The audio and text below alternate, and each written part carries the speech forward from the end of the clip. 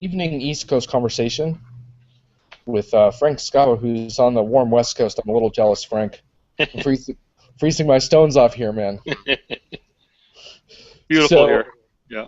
so we're going to talk about two things. This video is going to be about service industry disruption, I guess you could say, if we can use that awful D word. Yeah. Uh, Punching above your weight as a services firm. And then we're going to talk about independent consulting in the next shoot. But I want to get back to your businesses because you've been doing this for a while through the context of Strativa, but also computer economics, and some of us get confused about all your ventures. Maybe you could explain your angle on all this stuff. That's right. Sometimes when I pick up the phone and I answer, I have to remember, who's calling about what, so I know which business card to use. But that's right. I have two ventures. One is Strativa, which is a management consulting firm, and the other is Computer Economics, which is an IT research firm. So basically, as you mentioned, I've been doing this for many years, back into the 90s, and around that time I started, really focusing on providing management consulting in the form of IT advisory work and business strategy. And in the year 2000, my partner and I founded this management consulting firm, Strativa, which was really set up on an independent basis, and we'll talk a little bit about more about that later. But to provide both business consulting and IT strategic advice to end user organizations. So that's kind of the history of the Strativa name and that business. And then in 2005, we had an opportunity to purchase a 30-year-old IT research firm called Computer Economics. And that really provided us with something that we had already realized we needed, and that was some sort of product or intellectual property offered on a subscription basis to really complement the project work that we were doing as management consultants. So, we purchased the firm, and that now gives us, kind of a balance. On the one hand, we have the project work, which is very, episodic. There are peaks and valleys, very variable in demand, billing by the hour for fixed price by the project basis, and so on. And then this work at Computer Economics, which is mostly a subscription business by large and mid-sized IT organizations, and most of the large IT consulting and accounting firms subscribe to our research there. And that really provides a nice complement to the consulting business. I've noticed a phenomenon in recent years, which is one of the things I want to talk about with you. It seems to me that in the enterprise space, we're seeing more and more sort of boutique services firms that I call it punching above your weight, but essentially obtain more, I guess you could say, kind of recognition and thought leadership by sharing intellectual property, and also essentially through specialization end up having an edge on larger firms in ways that might really surprise you. Have you seen that dynamic in your business? Well, I have, seen that, and I think that really goes to the heart of what we do at Strativa. I mean, this is really not a big, this is not a body shop. We're not providing large numbers of, billable consultants to go in and do low-level IT work. This is really more of a rifle shot when an organization has a need either on business strategy or on IT strategy. They reach out to firms like ours, and there's others like ours that do that.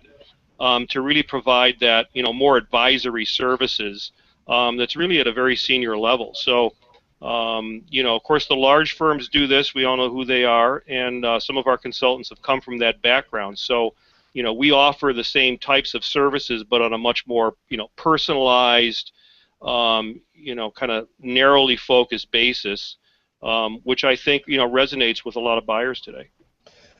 And not to bash your competitors in these larger firms, but have you won business against those firms, and did that surprise you a little bit? Were you like, wow, I can't believe we beat out this household name for this business? Well, we do sometimes. I wouldn't say that we go up against them every day because, I mean, clearly at a certain level, in my experience, it's really above about the $2 billion level.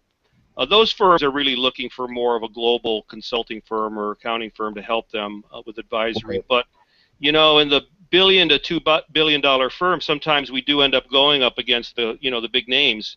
And I'm thinking back to one experience we had a few years ago, $2 billion metals distribution firm. It was like all the big guys.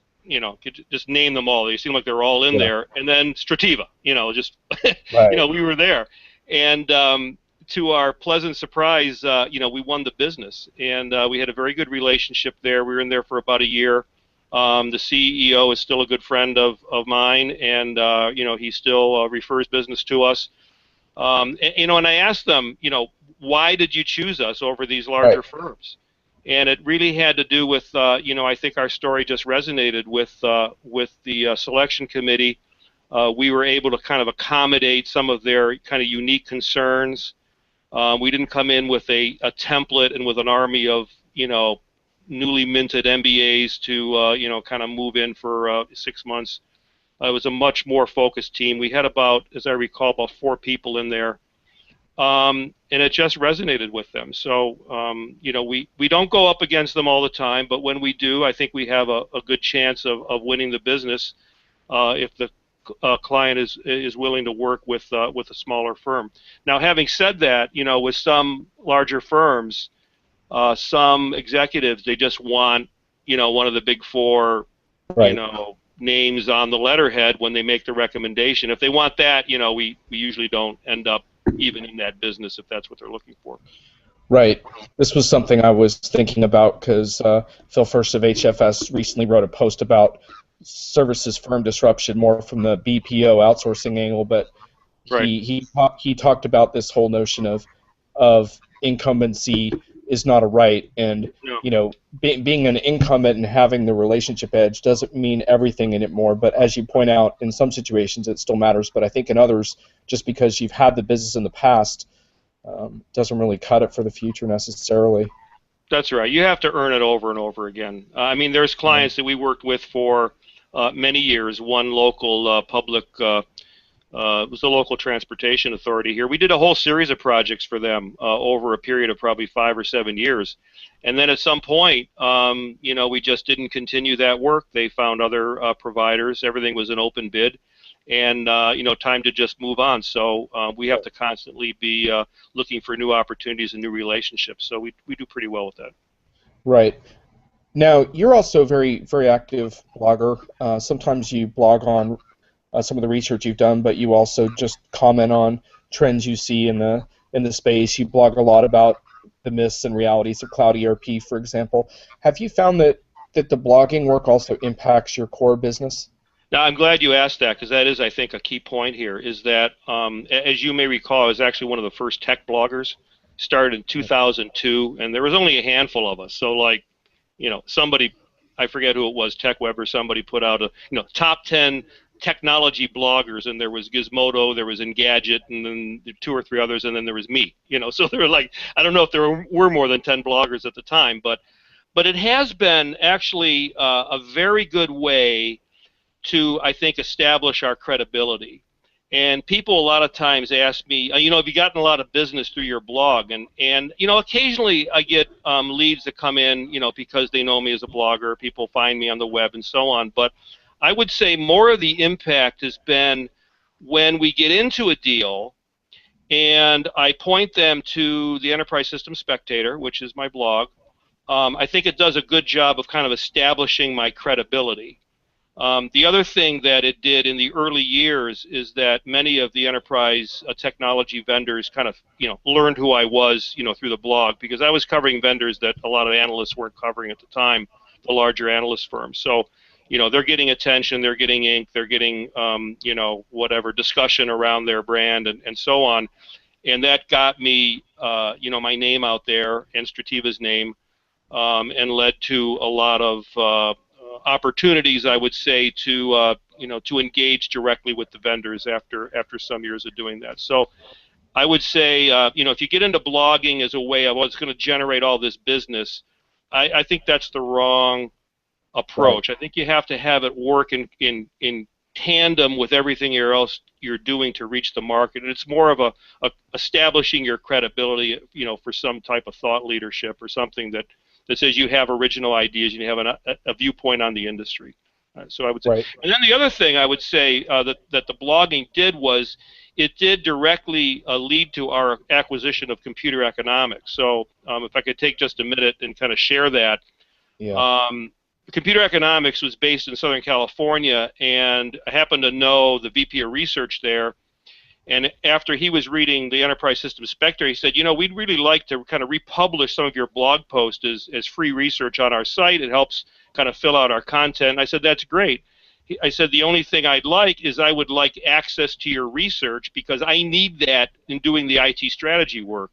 Computer economics publishes benchmarks and metrics that have to do with IT organizational spending and staffing and things that you use when you do IT strategy. So I said, fine, we'll do an exchange. I'll publish, you can republish my blog posts, and you'll give me access to your research. So that went on for a couple years, and the owner of the firm eventually felt he wanted to retire or to move into semi-retirement, and he offered to sell us the firm, and so my partner and I purchased it. So the blogging, you know, eventually led us to the acquisition of a real, you know, research firm. So I have that to point to. Yeah, sure. Before we move on to the topic of independence, I wanted to ask you about computer economics because some firms that I'm familiar with in more the sort of boutique strategy space, they don't actually do that kind of comprehensive computer economics type research. They might write a position paper from time to time, but Right. a lot of times, let's face it, it's really more of a dressed up one person operation Right. with a little bit of content behind it. Whereas you have much more comprehensive data, and we talk a lot these days about data-driven organizations, right, and the impact of data for better decision making. But have you found that that's also been a real edge for you as a services business to have that kind of comprehensive data in house?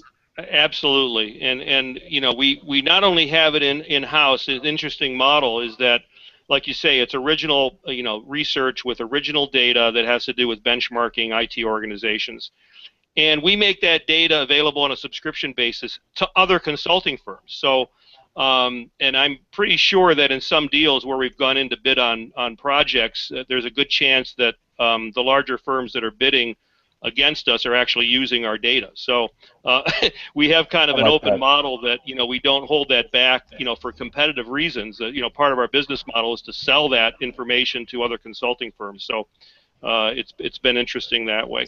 So even when you lose, you win in a sense. Yeah, Sometimes, that's right. yeah, That's right. yeah. And we should wrap this part, but just real quick, any IT spending prognosis for 2015 from your data yet? Are you getting any clues? Yeah, well, we just came out. I think yesterday we published our 2015 outlook. We do our major survey in the spring, but in the fall, late fall, we do an update. And it came back. I think the number was 3 or 3.5% increase at the median for IT operational spending, and that's been a pretty. That's, you know, it's a modest number. It's not as strong as it was in the mid 2000s. But it's a healthy increase, and it's mostly on the operational spending side, not capital spending. So Okay. we think that some of that has to do with the shift to cloud computing.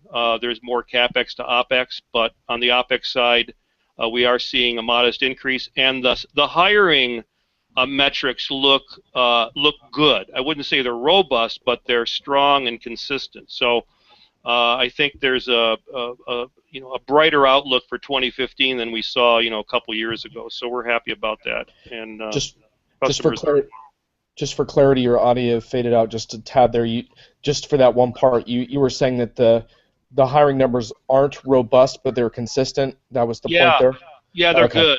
Okay. It's a broad-based hiring. You Okay. know, I think it's, you know, 55 to 60% of IT organizations will be hiring Okay. next year as opposed to cutting staff. So it's looking good. Okay. Well, it's not going to be easy street, sounds like it, but it sounds like at least a promising sign. Much, So, it's much yeah. better. It's much All better. right. Yes. All right. Well, let's shift gears now. Take a pause and wrap this video.